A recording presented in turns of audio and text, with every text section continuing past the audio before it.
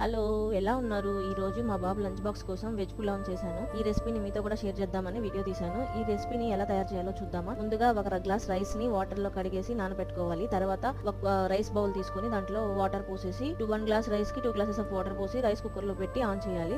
తర్వాత కడాయి తీసుకొని కడాయిలో కొద్దిగా నెయ్యి, నూనె వేసుకొని హోల్ గరం మసాలా వేసేసి దాంట్లో పచ్చిమిర్చి, ఆనియన్స్ వేసి అవి కొంచెం ఫ్రై అయ్యాక కరివేపాకు కూడా వేసి టమాటాస్ వేసి కొంచెం మగ్గాక జింజర్ గార్లిక్ పేస్ట్ వేసి అది కొంచెం బాగా ఫ్రై అయ్యాక టమాటాస్ బాగా మెత్తగా అయిపోవాలి. ఆ తర్వాత మనం ముందుగా కట్ చేసి పెట్టుకున్న వెజ్జెస్ అన్ని యాడ్ చేసేసి బాగా ఫ్రై చేసి ముందుగా మనం నానబెట్టుకున్న రైస్ ని యాడ్ చేసి అది కొంచెం ఫ్రై అయ్యాక కొంచెం కొత్తిమీర వేసి స్టవ్ ఆఫ్ చేసి ముందుగా మనం వాటర్ పెట్టుకున్నాం కదా రైస్ కుక్కర్ లో, దాంట్లో వేసేసి కొద్దిగా ఉప్పు వేసి టేస్ట్ చూసుకొని సరిపోయింది అనుకుంటే రైస్ కుక్కర్ ఆన్ చేసేసి తర్వాత రైస్ కుక్కర్ ఆఫ్ అయినాక చూసి కొంచెం సేపు ఆగినాక చూస్తే కొంచెం బాగా పొడిపొల్లాడుతూ వస్తుంది. ట్రై చేయండి. Thanks for watching.